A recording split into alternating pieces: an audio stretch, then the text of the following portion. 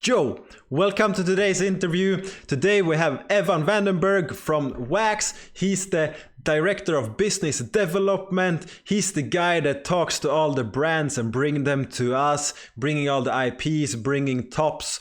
So we get to share these Garbage Pail Kit NFTs on the Wax blockchain. Wax is a blockchain company that is focusing on really becoming the Amazon of the blockchain, where you have this gigantic marketplace. This is the foundation layer, and then you can trade all kinds of stuff on top of it, both digital and physical goods. They bring these big brands and they launch NFTs, which is non-fungible tokens. If you don't know what it is, I will have a link below. And they trade them. This like Garbage Pail Kids. Soon we have Captain Kirk, William Shatner coming. We have blockchain heroes. We have Street Fighter, and then we have more names that is not yet announced. If you stay with me in this interview, you will learn more about what they are doing. You will find out about Evan's history. He grew up in Hong Kong. He moved around a lot. He lived in Berlin for a while. He interned and then got hired at Intel, this huge corporation of hardware. I have it in my device just under the table. I have their CPUs and a lot of different cool stuff at home from that brand. Then he launched his own apps. When he has launched his own app, he actually started to work for another app company, and in that company he was part of the Pokemon Go launch that took the world by storm. That is very exciting. Personally, I started playing that game when it came, and I was very excited to hear that he actually worked with that launch, and he brought that experience he had with this world success of the Pokemon launch to the Wax ecosystem, where he brings these big brands like tops, like William Shatner, Captain Kirk, like the Street Fighter, and all the cool names that we will see coming soon. So stay with us. Let's jump into this interview and let's hear what Evan has to say today about William Shatner and a lot of other things. Let's go. So let's do it. Welcome to this interview, Evan. I'm very happy to have you here. Let's start with an introduction. Who is Evan, and what have you done in the past? Yeah, so first and foremost, thank you for having me on the show. Big fan of yours, and you and I don't know, we've never done a proper interview, but we've certainly talked a lot, and so happy to be here. So yeah, I'm Evan Vandenberg. I run business development at Wax. Man, how far do we want to go back on what we've done? Professional career, college, where do we want to start? Let's start. I know that you live currently in the United States, but that's not where you started, right?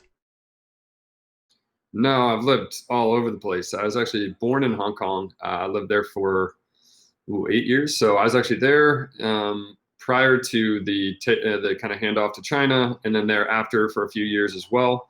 So I have kind of a unique citizenship status. 2 American parents, born in Hong Kong, it was a British colony, became part of China. So yeah, and then from Hong Kong, actually moved to Colorado randomly.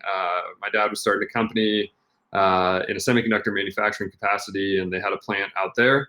And then, yeah, my life has basically followed my dad's crazy career moves and different companies he started. So it's been Arizona, Berlin, short stints in London, and then ultimately, California was kind of where the family settled, up in Northern California, the Bay Area, in a little town called Los Gatos. Cool. Yeah. How was it like to grow up in Hong Kong?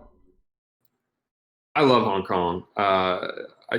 Obviously being, 0 to 7 or 8 years old, my memories are very specific, but it's an awesome place to be an expat, especially during that time period. I actually just went back with my girlfriend who's sitting over here. We went back in September of last year on our way to Bali. We went and spent 5 days, met up with my old family friends, kind of, checked out our old apartments and did the whole kind of, the whole gamut of revisiting my childhood. So dude, Hong Kong's cool. I am really bummed to see what's going on right now. Hugely upset that China's stepping in the way they are. I really liked them being a semi-autonomous country and just a lot of the freedoms that allowed them. So that's a bummer. But yeah, growing up there is cool. I went to a bilingual international school there. I think the education standards are extremely high abroad. Which was, I probably didn't recognize that until much later in life, but certainly I think it gives you a very good start. The school systems out there for international schools are awesome. Um, yeah, and the best part was, man, growing up, vacations were like Bali or Boracay or whatever, right? Because they're 2 hour flights, 3 hour flights. So it was like, long weekends, we could go to really cool places. I was able to travel a ton as a kid, all throughout Asia and, Europe as well. My dad was doing a lot of business out there, and, he's a really cool guy. And he would just tag me along on business trips and get to go see cool parts of the world. So yeah, it was a fun upbringing. That sounds really nice, actually. When you went back, did it live up to your expectations that you have, or perhaps you have been there multiple times since you were a kid, but did it live up to the expectation or the way you remembered Hong Kong to be? So I don't know about living up to my expectations. I would say yes. I mean, we had a fantastic time. The food in Hong Kong is awesome. The nightlife's wild. We were there during the protests as well, so we got to see a little bit of that, which is eye-opening if nothing else. A bit sad, but certainly interesting to be there in such kind of a pivotal time for the country, right? Yeah. So for me, I think one thing people forget is like there's different parts of Hong Kong, obviously, but on the backside of the island where like we lived growing up, it's just beautiful. It looks almost like this like tropical oasis, and 15 minutes later you're in the middle of the most like densely packed, busiest city in the world. For me, yeah, it's a top tier city. Yeah, I love China. I spent a year there in Beijing studying Chinese. So I Oh really man, love. how's Yeah. Mandarin? Currently, it's not as good as it should be. When I was there, I could read like 2,500 characters, and I could speak like I could get my way with the language, travel and ask for directions, and do some shopping and everything that was needed. Couldn't really have a serious conversation, but yeah. And I went back there now 2 years ago when my girlfriend was pregnant, and we went to Beijing, and a lot of things had changed. A lot of things was the same, and I love the country. It's awesome. It's got incredible history. Yeah, so I agree with you. China's a wild place. What an incredible boom over the last 30 years too. I mean, I can't even imagine just since I was there, and my family was spending time in China during the early or late 80s. I mean, going back now, my dad goes all the time, and it's just insane how different it is, just night and day. For better or worse, but I think generally for the better. Yeah. Currently, it's very hard to get in there, but I really want to travel again. I love the place. Oh man, dude, the travel bug has bitten me hard. With this job, at the very least, I've been able to travel a ton and do different crypto conferences and meetings all across the world. And man, sometimes it gets, I don't want to say overwhelming, but it's just kind of it becomes a job, right? When you're always on the plane, you're always away from, your friends and family and all of that, and any sorts of normalcy. But I'll tell you what, this quarantine, if you gave me the opportunity to, safely go travel anywhere, I'd be on the next flight, man. I have my stuff packed, I'd be gone. Yeah, I don't feel the same. I started working home 2 years ago, and in Sweden there's no lockdown, so I can easily go out. Most places are open. It's not that big of a difference. There's less people on the streets, but there's always people outside. But enough about those topics. I'm sure that everyone has heard enough of the lockdowns, and they are tired of it. How was living in Berlin compared to Hong Kong? Oh, so I love Berlin. So I have a huge soft spot for Berlin. I think that's a funky, really cool kind of intersection of so many different things culturally, technologically. So much history there to begin with. Everyone kind of understands that, but I just think Berlin's got a really fun, cool vibe. I think it's an incredibly unique city. Certainly within Germany, it's such an anomaly to me. I mean, versus other major German cities, it's just so different.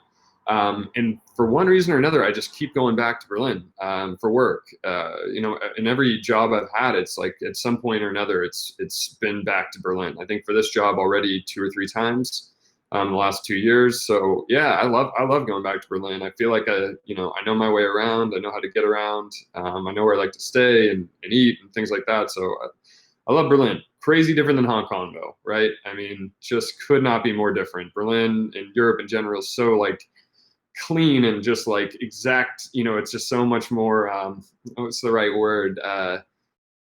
It's just efficient and modern, right? Whereas Hong Kong, it's like you still got street markets and you can walk out of that and you can be in a huge bank, and it's just, Hong Kong's an incredible hodgepodge. Whereas I feel like, Berlin has its cool features as well, but more for me at least was on the cultural side. I just find it to be like this wild place where anything goes. Like there's just such a crazy juxtaposition of kind of modern Europe and some of this like old crazy rave scene, and a lot of the Eastern Western stuff, is really fun to be around. Yeah, that sounds awesome. I haven't been in Berlin myself, actually, even though it's not that far. It would Really? Yep. if I take a car, I would be there in less than a day. So I was out with Vahid out there. We had a yeah, couple days. Yeah. So we had a good time bouncing around Berlin. Spent some good quality time with him. He's a legend. yeah, it's nice. And moving on from that, let's go into your work life. I know that you have some interesting places you have worked on. Where did you take off after school? Yeah, so I went to an engineering, not engineering school. It's a college here, but it's very focused on engineering. It's called Cal Poly in San Luis Obispo. I actually got a degree in biological resource engineering and agricultural engineering. So BRE was the name of the major. I actually tried to switch into computer science later into college, but Cal Poly is super strict on your ability after a certain amount of credits to change majors. So ended up kind of doing computer science as a side hobby while doing my typical engineering studies. And then ultimately ended up getting a couple of internships and a full-time job at Intel, which I'm sure most people are very familiar with. Intel was an awesome place to work, especially on my team. Very solid work-life balance, good place to start your career. But ultimately, I was just finding myself really on the entrepreneurial hunt and was constantly building apps and trying new things and trying to get things off the ground. And so ultimately, I left Intel on a 6-month educational leave of absence and really just spent 6 months going to a kind of a coding boot camp, Hack Reactor, if you're familiar with some of those schools, to kind of bolster up some of my, we'll say self-taught poor knowledge of coding, and got myself into a place where I felt like I could comfortably build some applications, and ended up meeting a business partner, a guy who ended up becoming my business partner and really one of my best friends, a guy named Gabriel. And he and I started building mobile apps. So I never went back to Intel. I went straight from that to building some apps. We built all sorts of stuff. It was first kind of the social nearby, kind of connecting people for events and meetups and things of that nature. It was actually a really cool concept. I'll send you a video of a couple of these apps. Yeah, I would love it. I feel like they were good ideas. We were so young and just had no clue of how to like get things off the ground. And then funny enough, we ended up building this app called Sift. It was for basically like aggregating dating knowledge. So you could upload your profile pictures, your bios, your opening lines, and basically it would crowdsource across the world, and people would give you, based on all sorts of different information, age, country, all sorts of socioeconomic, educational backgrounds, and you could see how you performed across all these things. And it was very like nerdy way of looking at dating. And then it took off, man. We built it as like a pseudo joke. Like we just wanted to take a break from what we were working on for a couple of days, and we hacked together some like very rudimentary thing. And one of my buddies threw it on Product Hunt. We had like, 20, 30,000 people on it like ASAP. And ultimately we ended up building some cool tools like conversation support, where you could actually screenshot. We would like have an automatic blur over people's names, and you could put up your conversation. And then in Reddit style forums, people would like say, hey, you should say this, you should say this. And then the winner would like win in-app currency as like the best response. And so that ended up kind of taking on a life of its own and grew and grew and grew. Just wasn't really like a financially sound business. So, at one point or another, my business partner was living on my couch. We had to pay our bills at some point. So we were like, down to our like last couple bucks, and we decided, okay, we need to take a consulting gig. And so we ended up building some applications, primarily mobile applications, some web applications for different startups in San Francisco. And then, with varying degrees of success. I mean, I think we built quality applications. Some of the projects, basically, long story short, is consulting for me sucks. I really like to really be in the project, believe in it, and try to grow it. That's like what's fun to me. It's not just like build something and ship it and then walk away from the project. That's not really my style. So ultimately, we ended up kind of wrapping that whole company, winding that company down. And I took a job running product at a mobile analytics, ad mediation, marketing kind of SDK company, which was at the time working on a lot of the large, I think we had 25% of the top 100 games, mobile games, that were our customers. And so we actually, funny enough, we signed Pokemon Go, but we signed Niantic prior to Pokemon Go going live. It was back when they were running this game. Man, now it's eluding me, but it was this really awesome kind of the first AR game that had any level of success. And it was funny in the process of building that relationship with Pokemon Go, with Niantic, leading up to Pokemon Go, the expectations were hey, we might get a few million downloads, and we're like, okay, that's in our wheelhouse, no big deal. They're like, yeah, so I don't think we're gonna have to ramp anything up too crazy. And then, next thing we know, it's this massive global phenomenon and literally took over our entire business. I mean, that game in and of itself is the healthiest business I have ever personally seen. Being able to sit there and be a part of that whole launch was just insane. I mean, our whole office was playing Pokemon Go. I have people running out of meetings to go grab rare ones. But anyways, kind of got into the gaming sector in that capacity, really doing the kind of inner workings of how does a game actually make money? How does a game retain users? How do they, outside of making a quality product, what are the levers you can pull? And, was able to really kind of dive in on some really, large games, end up just kind of loving the space and seeing the unbelievable booming growth that we continue to see to this day, right? And then maybe about 2 or 3 years into that job, it was right as Ethereum was kind of coming to life. And one of the guys I worked with there, we started, messing around. We'd actually come to the office on the weekends and we'd actually build Ethereum-based apps. And we had all these ideas. We were just this is so cool.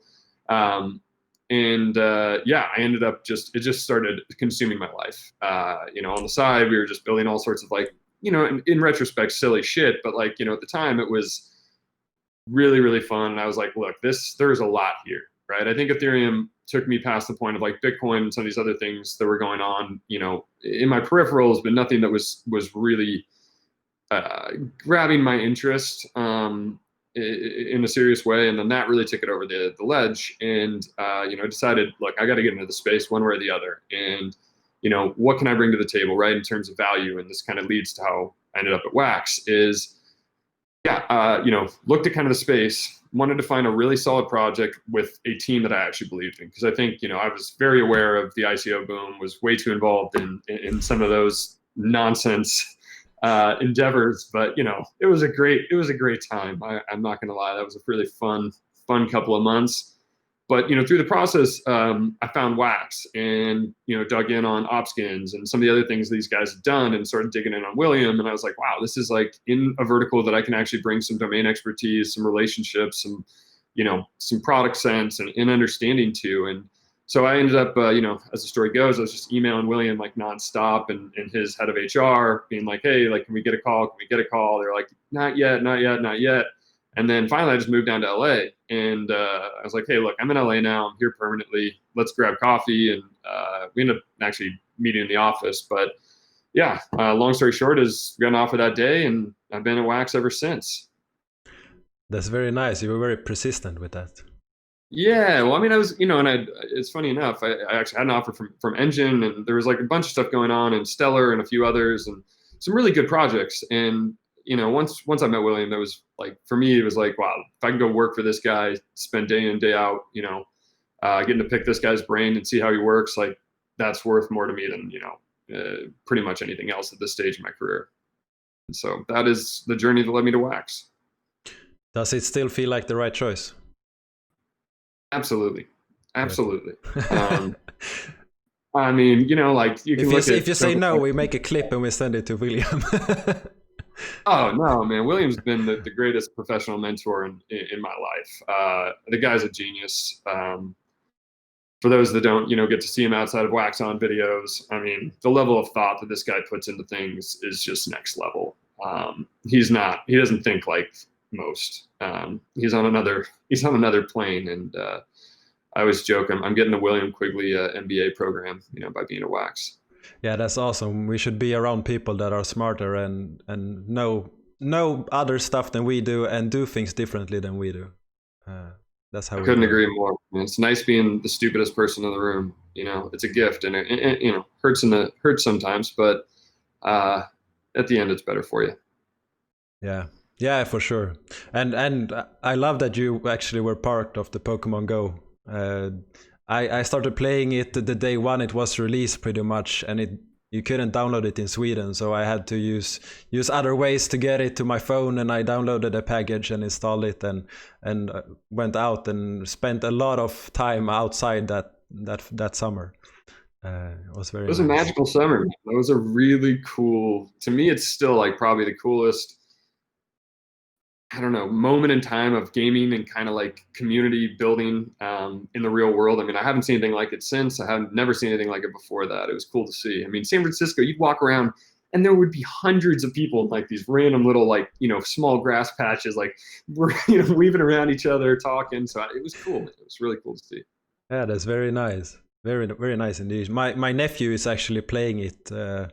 He tried to get me to play it again now a few weeks ago. So it's still alive. That's nice. It's fun. Yeah, it's definitely still alive. I'm sure they're still printing cash.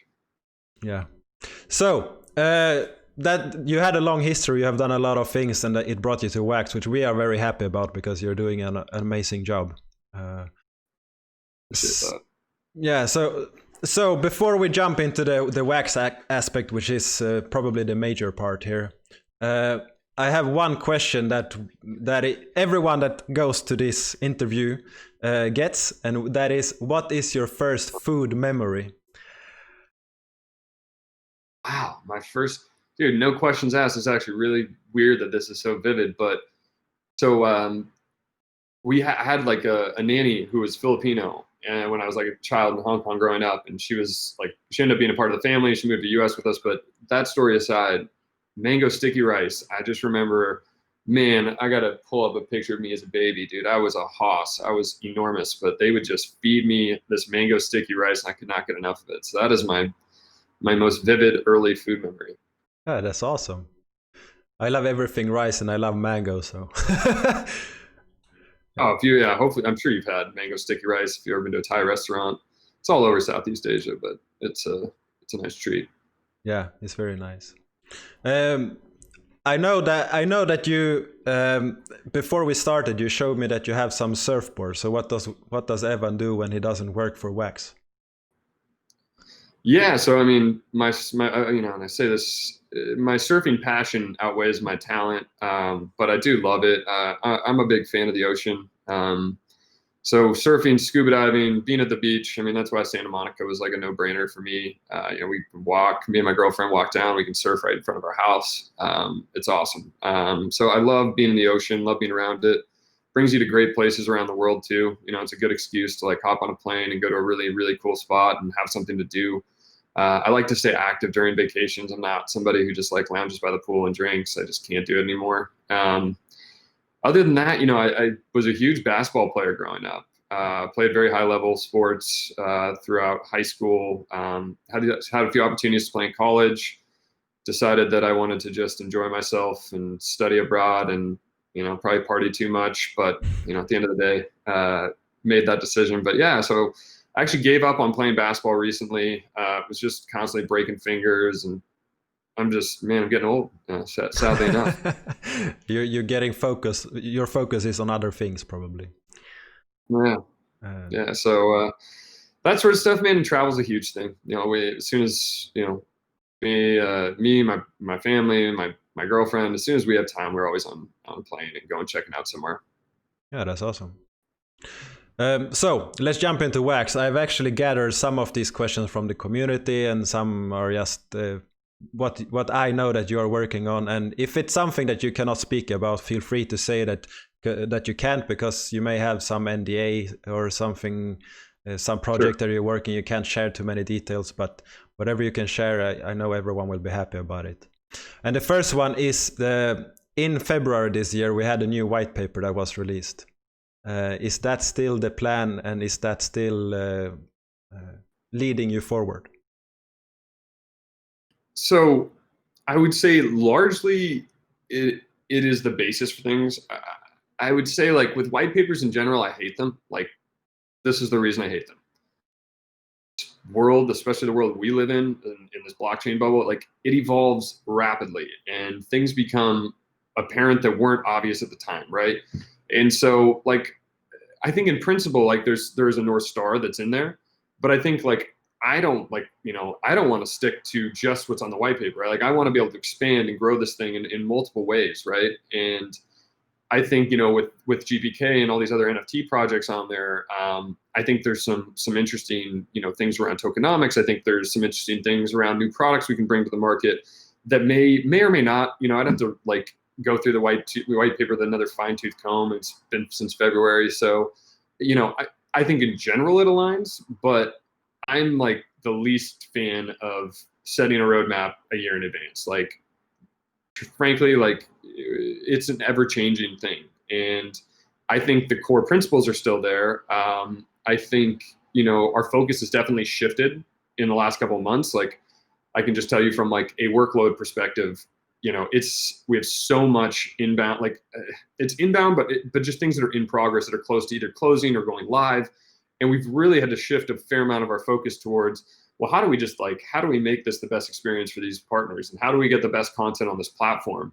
And not so much like, hey, how do we do something, very, very different than what's on our roadmap right now? So I will say, I think we have had to shift to a more here and now perspective on a lot of the stuff we're doing internally. And I know we're hiring out some engineers and other people to kind of make sure that we have enough people to do all the above. But I will definitely tell you that the shift has been, like, really, like, enabling partners for the short term here. Of course, ultimately, we want to get back to this long tail vision of, like, really shifting, the product and doing some things that are very unique on the protocol itself.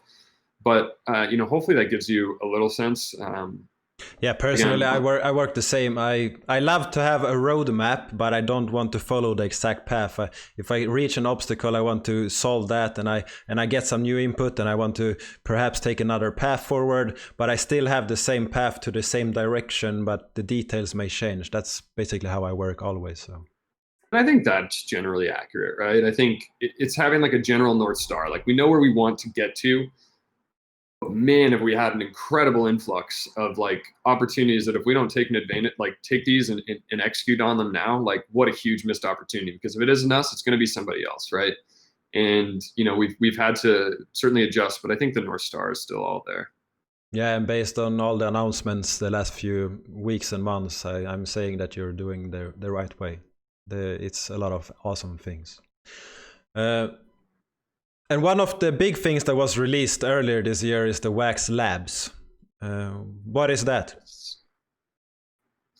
Yeah, so Wax Labs is essentially basically a development grant. And when I say development, I mean project development, not just technological development. I think we view it as an ongoing fund that's funded out of inflation that is used to grow and enhance the chain, right? So I think to date, we've probably done 6 or 7 grants.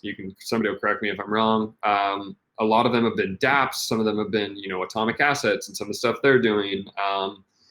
All sorts of different little things that we have valued as massive helps to growing this project. And so that's kind of the way we've structured it. What we want it to be ultimately is we fully want to decentralize that. We want it to be a purely, like, community vote system. We wanted to, until we gave up until it's fully off to the EOSIOS, admin smart contracts are owned by the guilds. We wanted to set some tone and set some direction. Like, while we're still here, like, these are the things that we think work, and here's the way that you structure these things, these proposals, and make sure that it's clear to us and to everyone else why. And eventually that's got to be offloaded to people like yourself. And we totally understand that, and we want that. I think we've got an incredible guild group that's smart and wants the right things for the chain. Because look, I mean, there's submissions that, people come to me with ideas. all the time that it's like, look, I get it. That's your passion project and you want to build it because, one reason or another, but does it actually help everybody, right? Does this actually bring us new users? Does this bring us new tech that enables new things to happen on the platform? So we've been a bit, doing it a bit manually now, but I think the goal in the short term, even relative short term, is to really offload that and to have that be a community run venture capital fund with no equity. So it's a great thing for devs. I mean, I can imagine how many times in your life do you get just free money and no strings attached, right? I mean, the strings being you doing what you said you were going to do, but we're not taking equity in your project. We're not taking, any of that, right? So it's really truly a way to facilitate improvements on chain. Do we have any cool projects coming there that has been granted or that that will come soon that you can speak about? Absolutely, yeah. So yeah, I'll tell you this one. I don't know when you release this, but yeah. So the guys at Red Fox Labs, Bitcoin Benny, and Arklager, the lead game designer from H1Z1, have teamed up, and we've had tons of conversations. The three of us and the greater Wax team as well, and they're going to bring I think many games to the platform. We're starting with like a really I grew up playing this game, so it's a very interesting and simple use of NFTs in a game. But they're building something called Cogs, which is a kind of a similar version of like Pogs, if you ever played that game growing up, right? Yes. Where there's Slammer and then the Pogs flip over, and based on how you hit the stack, you would flip over cards, and there's this whole kind of like trading element, and kind of like whoever flips over, I get to keep yours or keep yours. And they're doing it in a really kind of like simple but fun way as their first kind of project to lead with. It's really easy to throw IP in there, make really cool characters, enhance your kind of ability. Imagine you're kicking field goals in Madden or even free kicks in FIFA. How the better the card is, the better your chance. But if you're a really skilled player, there's a way for you to even beat a better card, right? Or POG in that case. So I'm really excited for that. Obviously, about Blockchain Heroes. There's been a couple small games that we tried to help get off the ground. I think there's an Endless Siege one that you were playing a bunch. And so that's coming to Wax. I think there's a lot in discussions right now as well. Some notable projects from other chains wanting to make a full switch to Wax, or a full-fledged Wax integration where they're working with Cloud Wallet. They have access to that and being able to, whatever it is, play a game or trade NFTs. So, I know we're deep in discussions with Splinterlands and some other people I probably can't mention. But yeah, I think there's a lot of interest being garnered by the people who are actually building games and NFT-based stuff in the space, right? For obvious reasons. If you look at the, DApp Radar or whatever it may be, and you look at marketplaces, this is the best marketplace. This is the best place to run an NFT marketplace other than Ethereum right now. And even then, your margins are going to be higher on Wax because you don't have to pay transaction fees and some of these other things. So I think the influx of new IP, the ease of use of the Wax Cloud Wallet, which is of course being upgraded, and I believe that was done through Wax Labs as well. So yeah, those are kind of some of the highlights in the near term. Working on some longer term deals with people as well through there. Yeah, and I have to agree with everything except one thing that you said, that aside of Ethereum, we are the best. And I would say that Wax is way better. It's just that people are still using Ethereum because they are used to it and they have this preconceived idea of how it works. Because the user experience, it can't compare. And our tools are still young. Tools, yeah. Well, I think our tools are young. They're growing fast. That's the nice piece. And more importantly, there is the actual infrastructure level that the technological advantages are just there, right? They simply aren't allowed to happen on Ethereum in a certain way without it being very centralized.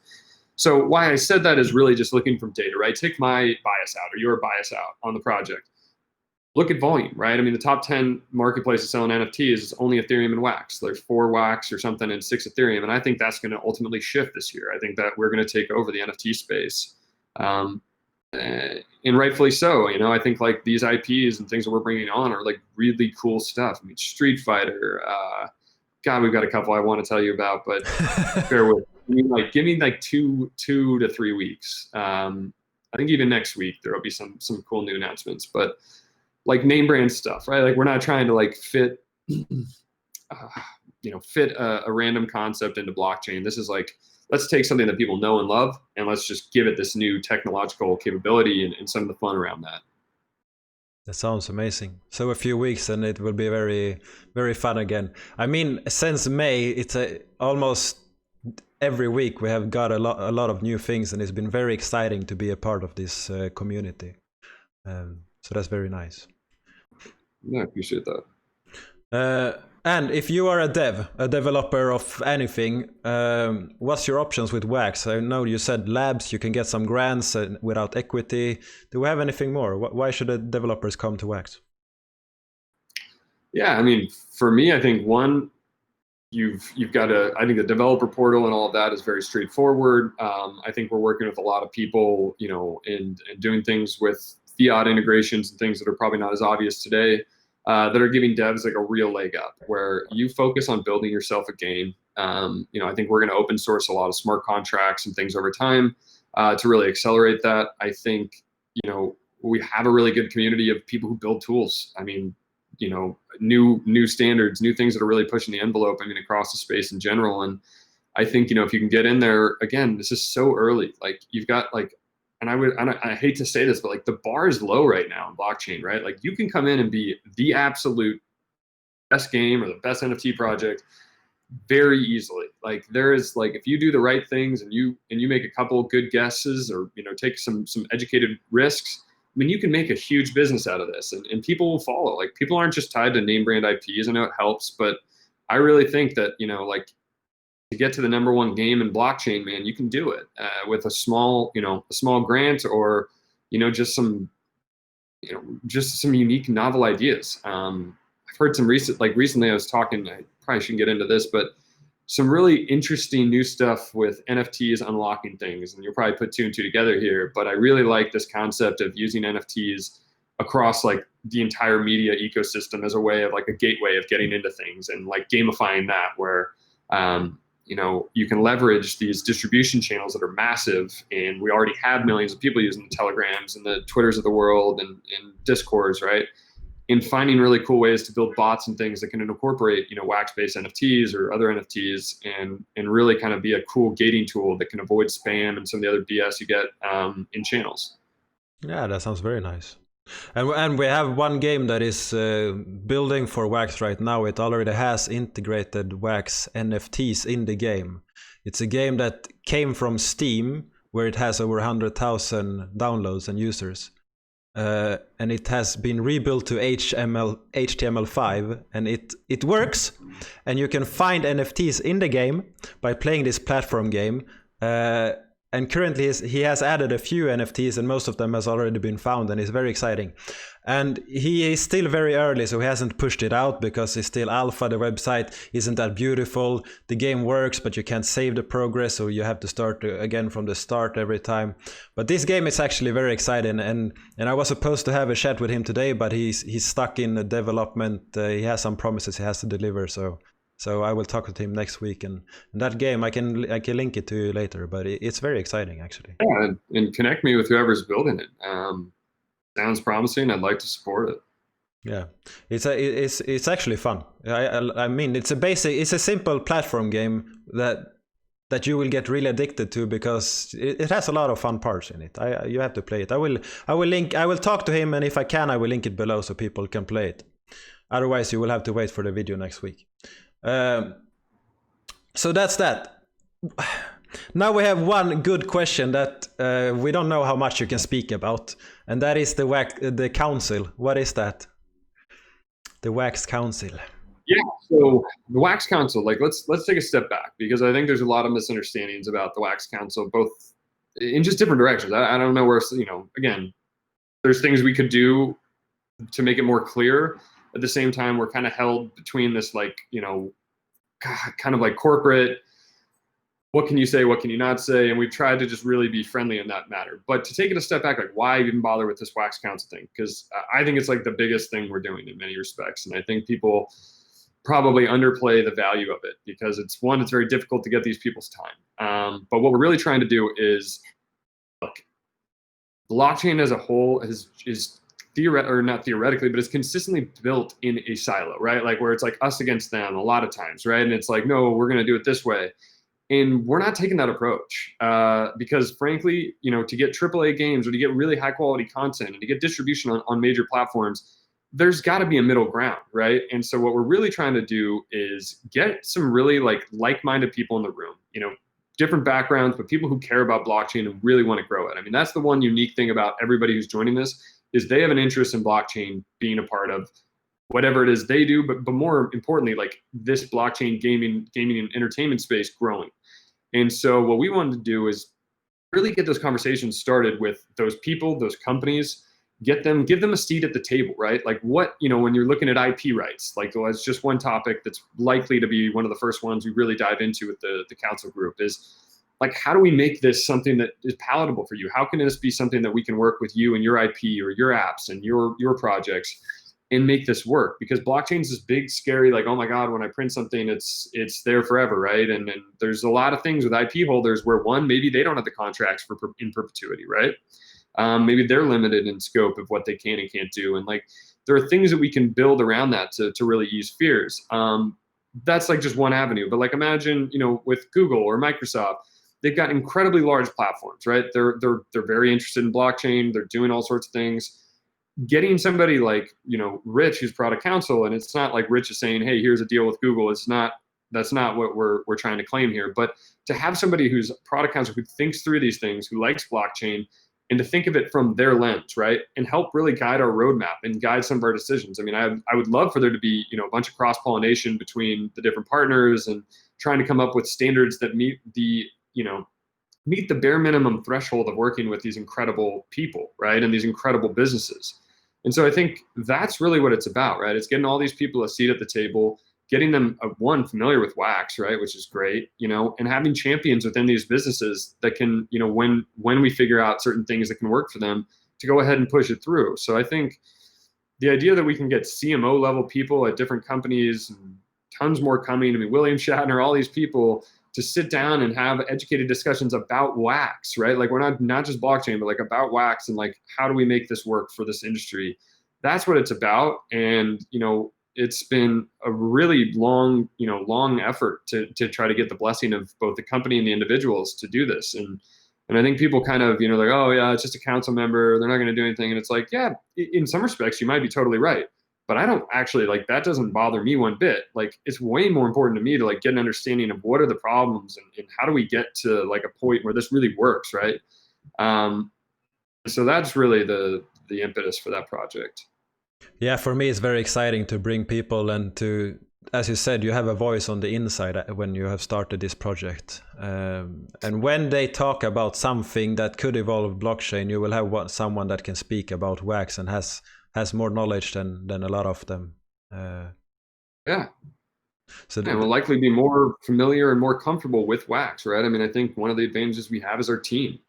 We're not just some like ragtag group of people who threw together a blockchain, and not that that's bad. I love that aspect of blockchain, but like, you can come talk to, sit down in a nice office, talk to a bunch of people who are reasonable and salient and have the legal team around and can do all these things and really work with the corporation to make things interesting for blockchain. And I think that's a huge advantage, right? Like, if you want to do something on Ethereum, who do you call at Ethereum? And I'm not trying to bag on Ethereum. I love the project, got me into the space, but think about the difference of being able to sit down and actually be on this council and really have a seat at the table and say, hey, here's what works, here's what doesn't, and be able to help kind of guide things, as long as they fit our vision as well, right? We're not going to just completely veer off course to make one person happy, but at least we have their perspective and their ear. How often will you meet? Do you have any outline like that?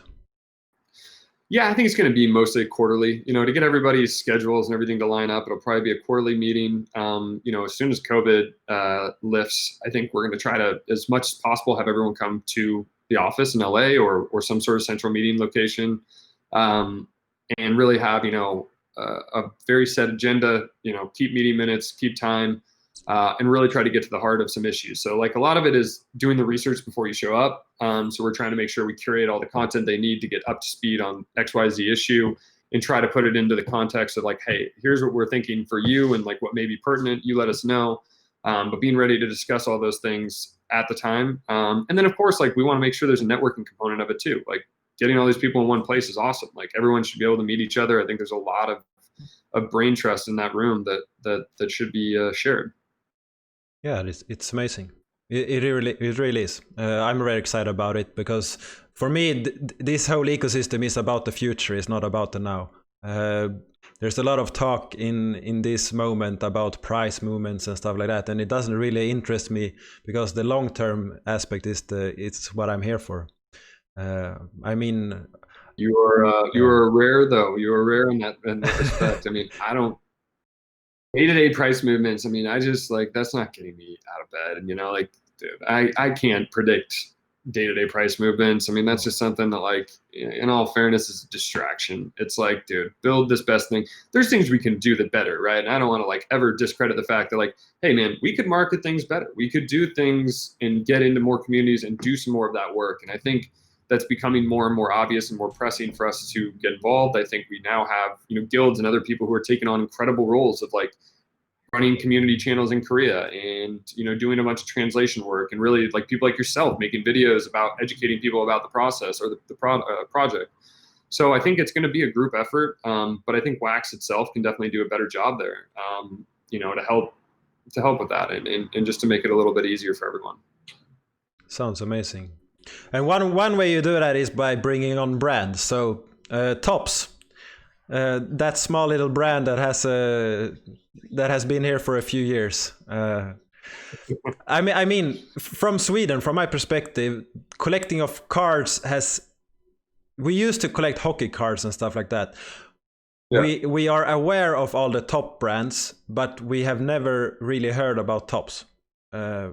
But we know about their products, we know about Garbage Pail Kids, we recognize all the characters, but we don't know about the brand. And when we look at the brand, it's pretty interesting. So, and now when we have some more information what they actually did for the ecosystem, the launch with the first series was out of this world. From a lot of point of views, what was your take on the launch? How did it go compared to your expectation? Oh man, I mean, how could to be honest, I had this hope, right? I had hopes and dreams about how it would go. My expectations were just like, this up, guys. Like, that for me, right, is like, let's get this thing launched.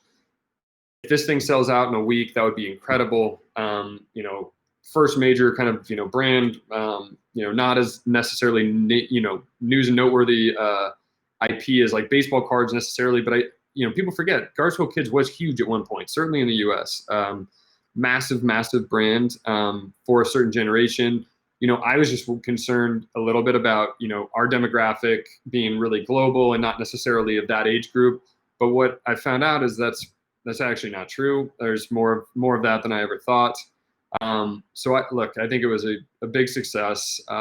It's been great for both us and Tops. It's really strengthened that relationship, and I think their interest in the general space. I think you got a lot more to come from that company and that partnership. Yeah, it's very exciting because from my perspective, both me and my brother are deeply involved with blockchain technology, and we work hard in it.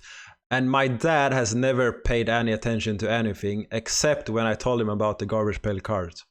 He thought it was crazy, thought it was interesting, and he wanted to know more. And before that, if you spoke about it, he just went in there and out the other side, and he said, "Be careful," and words like that. But this was the first time he wanted to know more and learn about it. So, yeah, I think it brought in a lot of new interest, right? I mean, a lot of new intrigue, and look, it just trading cards makes so much sense for blockchain. Like, I can't express that enough to people. Like, take cardboard out of the equation. What can you even wear and quality? Like, there's a way for us to easily think about CS:GO guns, right? Like, all the wear factors on that. Like, you could do similar concepts to cards. There's really nothing you can't do with a blockchain based NFT that you can do with a physical cardboard card, in my mind, right? I mean, some people love the physical, the tangibleness of it, but there is a new wave and a new generation of people who that doesn't matter to them, right? Like, this is the instant I can buy this, turn around and sell it 10,000 times in a day, right? I mean, theoretically, that's probably a bit of hyperbole, but certainly we're watching cards trade hands constantly, right? I mean, any given day you can see thousands of cards trading hands, and imagine how difficult it would be to access that kind of audience with cardboard. Yeah. No, it's impossible, and you can prove that it is the correct one. It's from the offer. It is the correct one that you buy from the correct series, and it's backed by whatever it says that it's backed by on the blockchain, which is perfect. And I gotta say, personally, I don't understand collecting anything. It doesn't make sense for me. But yet I bought some packs because I felt like you did. Okay, if I help to sell them out, it's positive. And I bought a few packs, and damn, I've been spending a lot of hours trading these, and I still have like 100 cards in my account, and I made a good chunk of wax trading them in the beginnings. So for me, I love it. I'm stuck with this now. I can really see the use case of the NFTs. Yeah, I can't wait to see it evolve.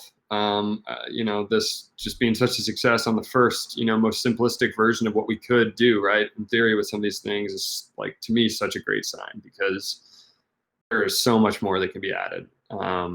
Really, there is. I think we're really just like at the very, very first stages of what we can do with collectibles and NFTs and all of that. So it's a very good sign. I think it's an incredible business opportunity for IP holders. Like, imagine that. You don't have to do an insane amount. You don't have to go print millions of dollars worth of things.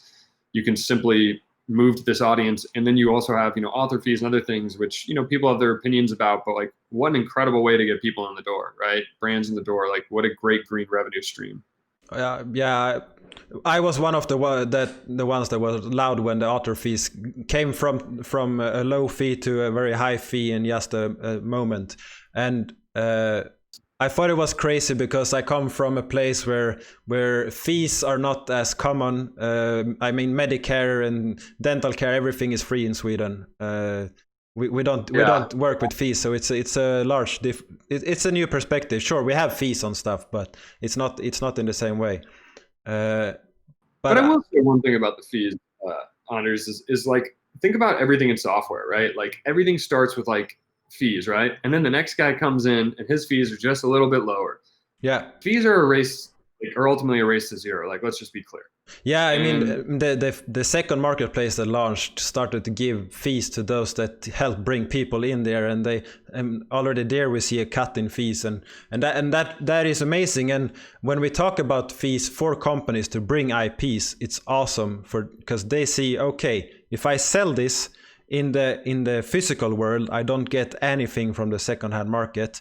On this blockchain, I can in code make sure that I get fees from this contract. With that said, I can still send cars to someone, and I can trade them in peer-to-peer with no fees. So this is still possible on the blockchain, but on the official marketplaces, you have this fee that goes to the offer, and this is amazing in a lot of sense, because I posted a video from my last interview about what I see where NFTs are going in the future, and I see them. If we take Twitch, which is a huge place where people subscribe, they pay money to subscribe to get some chat functions or some emojis or stuff like that to support the person that they spend time with every day. If they just sell NFTs instead, they will get the money, the same money. The person that buys it will get the fee. Or they will get the card, and if they trade it later, they offer the content creator get the fees on the secondhand market.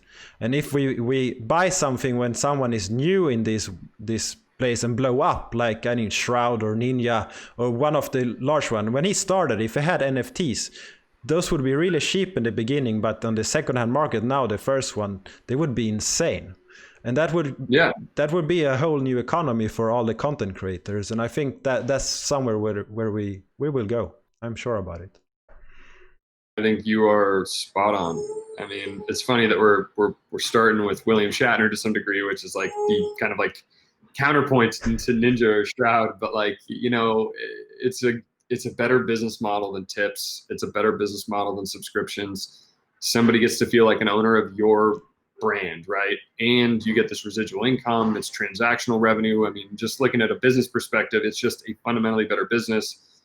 For one reason or another, Twitch has been a bit slower to adopt some of that, but I think it's partially because, in general, they're also owned by the biggest company in the world, or I guess I'd have to check the stock market today, but one of them. Yeah, one of the top. Just having that distribution and having that Amazon store, and you can see where things are going to come into, into focus for both companies. But I think ultimately they're going to be huge NFTs. Going through Twitch and through those influencers at the very least, right? And I certainly want to capture that. Yeah. And back to Tops, we understand that they took a chance with the blockchain. They launched something, they were not fully committed. They felt like, okay, we own this brand, the Garbage Pail brand. We want to try it. We want to explore the future. We want to see it happen. How now, after the success of the launch, do they onboard all their employees to understand how this works? That is a fantastic question. I wish I had a better answer for you than what I know. I meet with them all the time, and the guys who are close to this project have truly, genuinely taken a big interest. Like, you see Tobin joining on podcasts, and he really dives deep in this stuff, and he's very cognizant of the technical differences between chains and why this is interesting. But that's been a process, right? It's the same thing about learning about some of their business stuff. Everyone's got a kind of shared learning process that we need to go through. I don't know, man. I'm starting to think maybe getting some of your videos in their hands could be a good idea. Some good starter stuff. I mean, just to give people a sense, right? Because,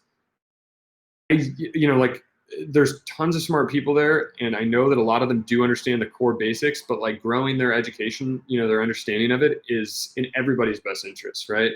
We were really big about, hey, let's make sure everybody opens packs. Let's make sure everybody tries this stuff out, internally. And I think now that's becoming a bigger and bigger company-wide thing. I don't speak entirely for them, but I think the interest is now there. And I think, what follows interest is typically research, and at least to some level or another. But I think, we can help kind of spearhead that by providing really succinct, pertinent details, right?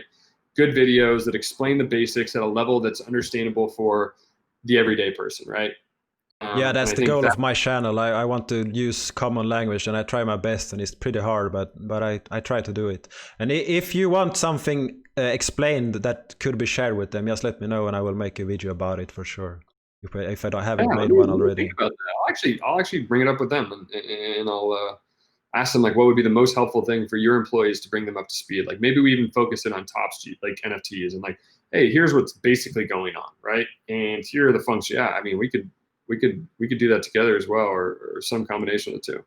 Yeah, I would be happy to onboard them, because I think that helps everyone. So that's very nice. Do we have any? I know that this is sensitive because it's IP. They don't own everything. Do we know that they are working on some other IP that they own, or they have license for? Working on it. For working wax. on it. Yeah. Absolutely. We're yeah. I mean, it's GBK is obviously the only thing we've got launched, but in the works. I mean, in terms of working with them on other IPs, I mean, that's constantly a conversation point. Awesome. What I think is going to progress faster than most. Yeah, especially now they have something to point to. This is what happened when we did it last time. Are you interested? Is this okay? So that's perfect. And soon we will have the Shatner. Do we have any juice from that? Do we have any details? I know that from one of these sci-fi interviews, you guys shared a little bit about it. So what? Oh yeah, that's right. On Tuesday. Yeah, there's 5 different types of the cards, and you can get a golden ticket, and then you can exchange it for a signed card. And when you buy a pack, you get. This is something we had a question when we discussed this in the community. You get an action figure on a card. Is that something all packs get, or a chance to get? Do you know this detail? Because I'm trying to think. I mean, to me, I would. Gosh, I should know, but I mean, I guess for me, the big takeaway there, and I haven't been. I mean, again, Jazzy was on that interview, and she's been really managing that project day to day. I've been focused on a few other things a bit more heavily, but I mean, I think the key takeaways of what I think what is cool is do these photos and stuff are wild. Like just seeing this guy's like progression through his life and behind the scenes look, it's just been cool to see like all that stuff. And then the ones that were selected, I think that's cool. It's really cool. And then I think the rarities that adds another level to it. But I think the most important rarity is the fact that you actually can get the original signed photo of that card, right? And that I think is like a really cool first step towards kind of this, I don't know, viral, synthetic, whatever you want to call it, digital, physical kind of combination with NFTs of meaningful shit, right? Like I think, William Shatner's signature on a one-of-a-kind photo is something that his fan base would go ballistic for. And it's just another way of like truly having value behind some of these things, right? And having some really cool, fallout. Yeah, and I think that will increase the value of the digital ones once that one has been sent and someone shows that they have it or something like that. Yeah, and then I'm sure those things will be eBay and that there's a Captain Kirk action figure that you have a chance to get if you open packs. And yes, wait. Okay, so yeah, I believe there definitely is action figures that you can actually win. I was just saying in every pack do you get one. I was like, I don't think that makes sense. No, maybe a digital. What she said is that you get a card that is it is like a lottery ticket to get this real action figure, and she said that packs. She said it with words that could say that every pack gets it or that is a chance to get it. She wasn't specific, but if you don't know it, so it's okay. I'm just digging some details. Off my head. I mean, I'll follow up with you and just let you know generally, as we get closer to that. But I think the goal is to have everyone be able to be part of it, right? Even if you get the rarest card and like, of course you get your thing, but for everybody, right? Like, same thing with the golden cards. Like, hey, if you're actively trading and you're doing something, like we're still going to give you a chance at getting like this really cool signed action figure, Captain Kirk. Which I think is, I like the stuff that if you're actively involved in the project, you always have a chance of something cool. Like that sort of stuff I always like find valuable. I always hope it's me and I never get it. The gold part, I wish I had gotten that one. But I know the gold cards, we're going to do those, continue to do those as a cool add-on feature. I think, we've taken some of the feedback from people, brought it to the top. So I think we're going to do, a bit different stuff with the gold cards, not just 4 SKUs. That's awesome. So Shatner is coming soon, and that's very exciting.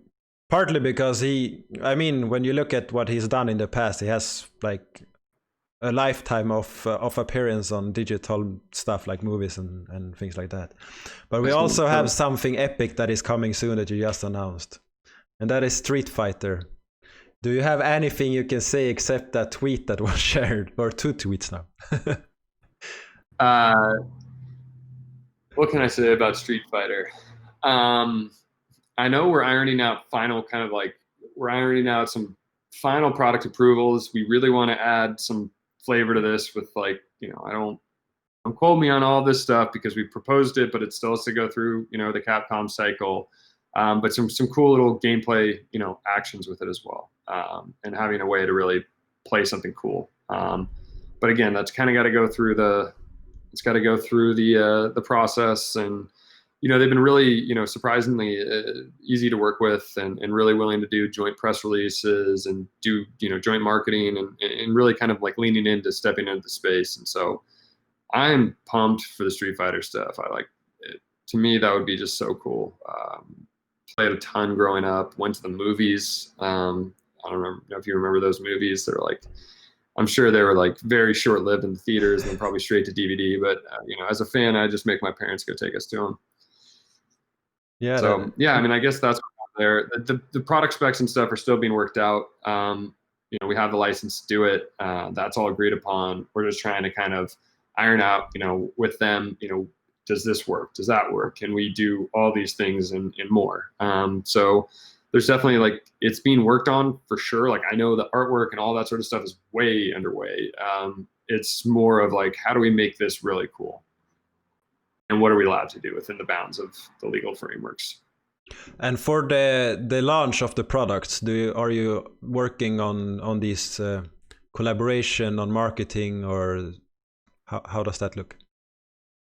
Yeah, so It's interesting. I think, in Capcom for sure, I think they've been really open to, being a part of the social stuff and doing press stuff together. It's weird. Big brands get nervous around blockchain, right? It's like they want the project to succeed and they're willing to do certain things, but like I think there's a fear of like failure or a fear of public scrutiny.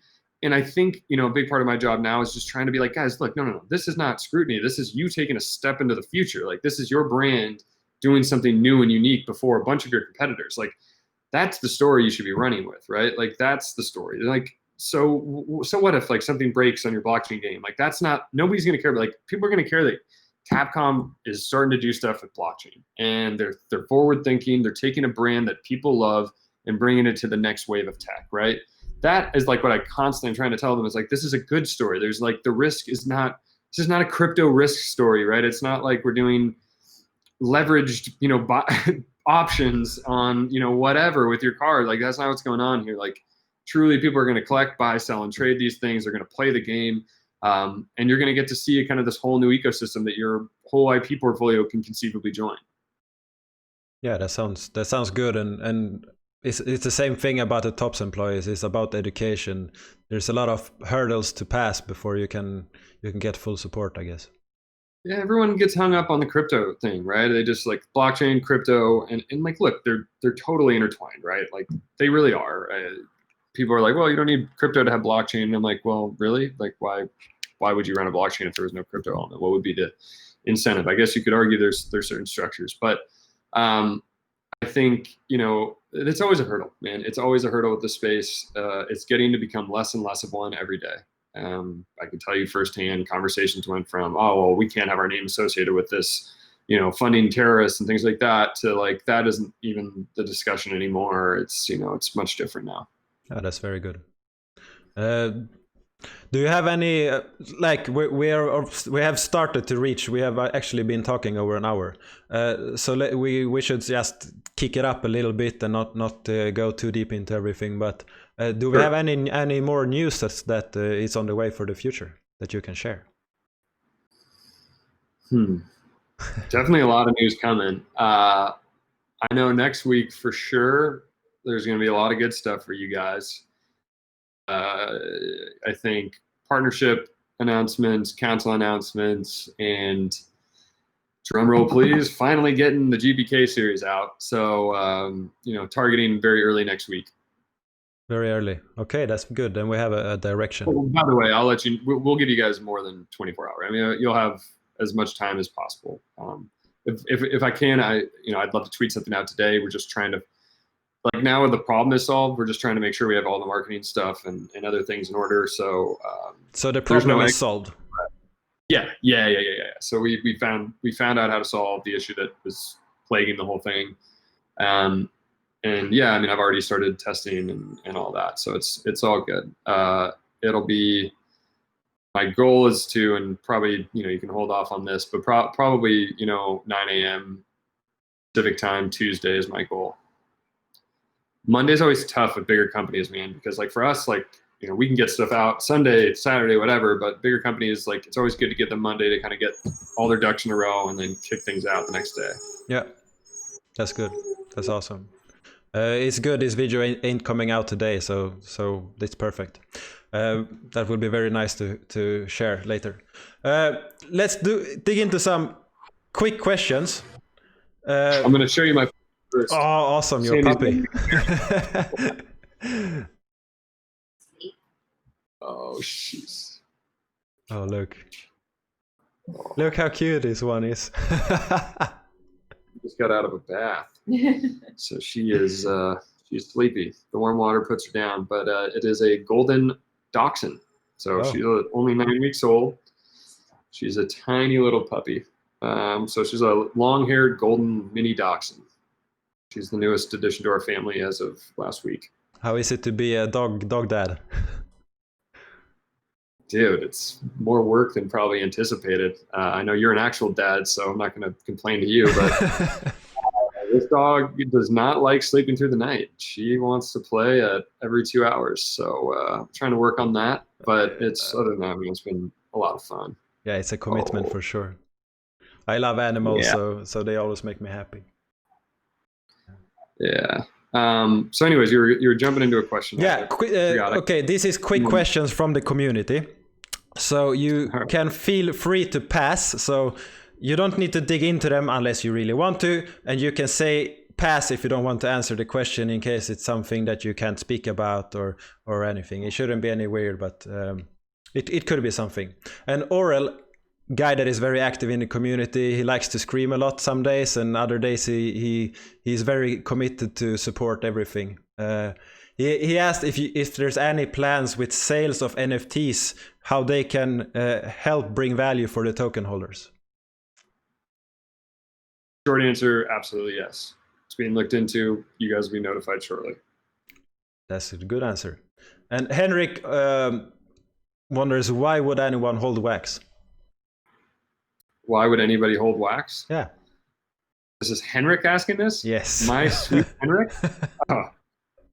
Well, I mean, look, there's multi-tiered stuff. Hey, you didn't get in on the GPK sale. The simplest point of view is you couldn't buy that any other way. You got to buy sell with Wax. But again, using that outside of that, right? There's resources on the network, right? So in order to run Adapt, to operate all these wallets, to do all the functions you need as a developer, and maybe even as a user, if you're a real big power user, you need to actually, basically ask for and pay for network resources. And that's really where the Wax token comes into play. I think we're going to add another layer onto that of reasons that you want Wax tokens. But again, it all kind of ties back to, the utility of it from a resource and network standpoint, and then also from the ability to really actively participate in games, marketplaces, and whatever else. Yeah, so for all these new brands that are coming, the first way to buy them is with credit cards, and the second way to buy them is only with Wax as of now. So that's good. And Kieran has a really good question that I think that you saw on Twitter. Would you rather fight one William Quigley-sized duck or 100 duck-sized William Quigleys? Jeez. One William Quigley-sized duck. Bigger than William now. So, I don't know what to do with 100 things. I just get tired by the time I got to 65 or 70 of them, all right? Yeah. And my own question, now we know that you surf, but how much do you bench? How much do I bench? God, I don't know anymore. Maybe 225, 230. I haven't hit a bench press in a year. Oh. But that's a good number. I mean, I still weigh like 190 pounds, so it's not really all that impressive. Yeah, I'm actually I used to be a judge for powerlifting, so I'm very deep into that as well. See, that stuff's wild. I mean, like the whole deadlifts and all the Olympic lifting stuff is so much more impressive to me than bench pressing. Yeah, I was actually helping on the World Championship in Sweden. I think it's Dude, you guys 2 have years ago. Thor Magnuson, is he Swedish? Which one? Thor, the one who just did the no, he's Icelandic. But we have a bunch of strong ones from Sweden as well. All the strong people. And Matt asked, when Star Wars? I don't know, Matt. Sooner the better. You tell me. I push on it all the time. I didn't grow up watching Star Trek, to be fair, but I did love Star Wars growing up. I mean, that one is at the top of my list, guys. So it's certainly being discussed. Certainly being discussed. That's awesome. And Waxtronaut asked, what's most exciting about Wax in the coming months? Coming months. Man, to me, just seeing a lot of these big brands come to life.